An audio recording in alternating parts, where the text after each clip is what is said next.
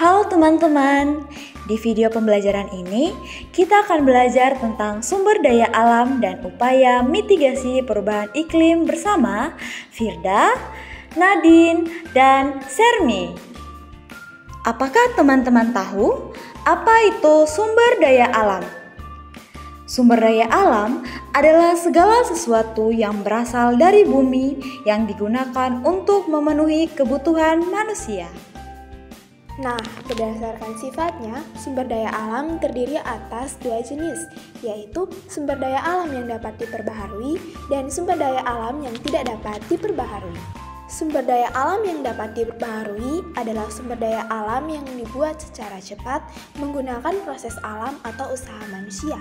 Contohnya seperti pepohonan, sinar matahari, air, dan angin. Sedangkan sumber daya alam yang tidak dapat diperbaharui adalah sumber daya alam yang tidak dapat dibuat secara singkat. Contohnya seperti minyak bumi, gas alam, batu bara, dan logam. Tahukah teman-teman, sumber daya alam memiliki banyak manfaat dalam kehidupan kita sehari-hari loh. Contohnya yang pertama yaitu angin. Angin bisa dimanfaatkan sebagai pembangkit listrik, penggerak kapal, dan penyerbukan tanaman. Yang kedua, sinar matahari. Sinar matahari bisa dimanfaatkan sebagai penerangan alami, pengeringan pakaian, sumber tenaga surya, produksi vitamin D, dan bisa juga membantu proses fotosintesis. Yang ketiga, pepohonan. Pepohonan manfaatnya itu bisa memproduksi oksigen, mengurangi polusi, mencegah bencana alam, bahan pembuatan rumah, dan juga pembuatan rumah bagi hewan. Yang keempat, air. Air bisa dimanfaatkan sebagai pembangkit listrik tenaga air, irigasi, dan bisa menjadi kebutuhan kita sehari-hari. Yang pertama, minyak bumi. Manfaatnya sebagai bahan bakar kendaraan, bahan pembuatan aspal, perabotan rumah tangga, digunakan untuk memasak seperti minyak tanah. Yang kedua, gas alam. Manfaatnya untuk pembangkit listrik tenaga uap atau gas, bahan baku industri, digunakan untuk memasak seperti LPG. Yang ketiga, batu bara. Manfaatnya sebagai pembangkit listrik, bahan baku plastik, dan bahan baku industri. Dan yang terakhir, logam. Manfaatnya untuk perhiasan, bahan pembuatan perabotan rumah tangga, penghantar listrik, bahan baku alat transportasi, kebutuhan konstruksi. Tahukah kalian apa saja sumber daya alam yang ada di Nusa Tenggara Timur? Yang pertama, perikanan atau kelautan. Manfaatnya sebagai sumber pangan, sumber ekonomi, dan objek wisata. Yang kedua, hutan bakau. Manfaatnya untuk mencegah abrasi pantai dan menjadi habitat hewan. Yang ketiga, terumbu karang. Manfaatnya sebagai pelindung pesisir pantai, habitat biota laut, sumber makanan biota laut, dan wisata bahari. Yang keempat, rumput laut. Manfaatnya untuk bahan baku obat-obatan dan kecantikan, serta bahan makanan. Yang kelima, hasil hutan seperti rotan, kayu, madu, dan lain-lain. Manfaatnya sebagai sumber pendapatan. Yang keenam, hasil pertanian seperti padi, jagung, umbi-umbian, dan lain-lain. Manfaatnya sebagai sumber pangan lokal, sumber gizi, dan sumber pendapatan. Yang pertama, batu gamping. Manfaatnya untuk pembuatan jalan raya, bahan bangunan, dan bahan baku semen. Yang kedua, batu mangan. Manfaatnya sebagai bahan baterai, pembuatan produk kimia, dan meningkatkan kekuatan baja. Yang ketiga, emas.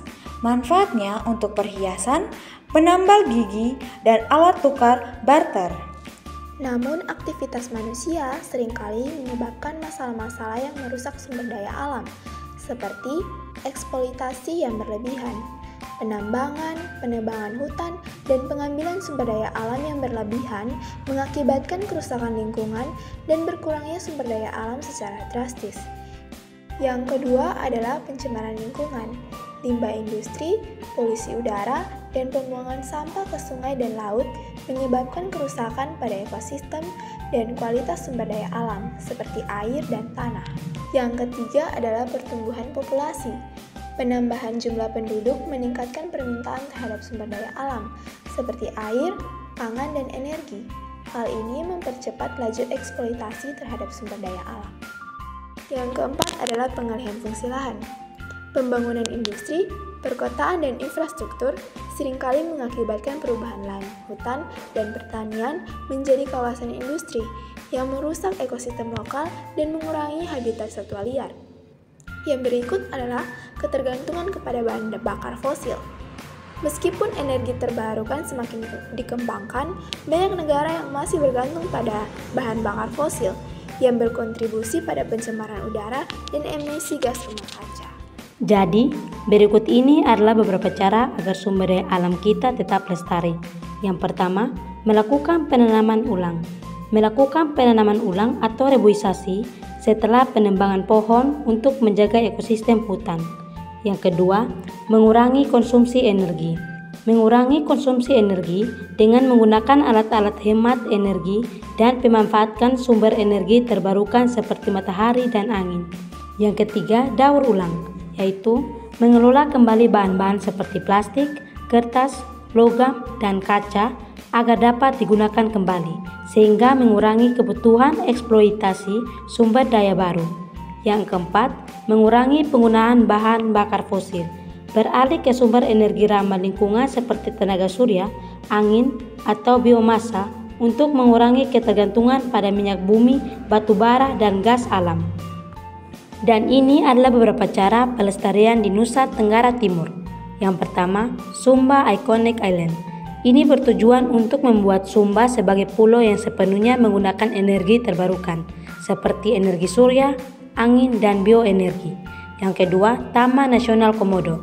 Ini bertujuan agar habitat alami mereka dijaga dengan ketat dari aktivitas manusia yang berpotensi mengganggu, seperti perburuan liar dan eksploitasi lahan. Karena itu, pemerintah diajukan untuk menjaga dan melindungi habitat alami komodo di Pulau Komodo dan sekitarnya. Teman-teman, jika kita memanfaatkan sumber daya alam secara berlebihan, dapat menyebabkan perubahan iklim. Contohnya, penggunaan bahan bakar fosil seperti minyak bumi dan batu bara menghasilkan gas penyebab efek rumah kaca yang merupakan penyebab utama perubahan iklim. Nah, saat penebangan hutan secara berlebihan dapat menyebabkan perubahan iklim karena hutan berfungsi sebagai penyebab gas rumah kaca (CO2). Berikutnya, perubahan iklim dapat mempengaruhi sumber daya alam yang penting untuk ketahanan pangan dan air. Perubahan iklim menyebabkan fenomena pergeseran pola hujan, kenaikan suhu global yang mempengaruhi ketersediaan air, juga gagal panen yang berakibatkan pada pasokan pangan global. Nah, sumber daya alam yang dapat diperbaharui dapat membantu mengurangi emisi CO2 dan memperlambat laju perubahan iklim. Untuk mengatasi perubahan iklim, banyak negara yang mulai beralih ke sumber energi yang terbarukan seperti matahari, air, dan angin. Jadi, kita bisa menyimpulkan bahwa sumber daya alam dan perubahan iklim saling berkaitan. Karena sumber daya alam dan perubahan iklim saling berkaitan, maka upaya untuk mengurangi dampak dari perubahan iklim hampir serupa, yaitu dengan cara penggunaan energi terbarukan. Beralih dari bahan bakar fosil ke energi yang lebih bersih seperti matahari, air, dan angin. Yang kedua adalah reboisasi atau penghijauan. Penanaman kembali hutan dan melindungi hutan yang ada untuk menyerap karbon dioksida dari atmosfer. Yang berikut adalah pengelolaan sampah yang lebih baik. Mengurangi sampah, mendaur ulang, dan mengelola limbah organik menjadi kompos atau energi sehingga mengurangi emisi metana dari tempat pembuangan akhir. Yang berikut adalah perubahan gaya hidup. Mengurangi penggunaan plastik sekali pakai, beralih ke produk ramah lingkungan, dan menghemat energi dalam kehidupan sehari-hari juga berkontribusi terhadap mitigasi perubahan iklim. Jadi teman-teman, kita kita dapat menyimpulkan bahwa sumber daya alam sangat dibutuhkan untuk memenuhi kebutuhan hidup kita sehari-hari. Untuk itu, kita perlu melestarikan sumber daya alam dan kita harus mengurangi dampak perubahan iklim. Alam bisa hidup tanpa manusia, tetapi manusia tidak bisa hidup tanpa alam.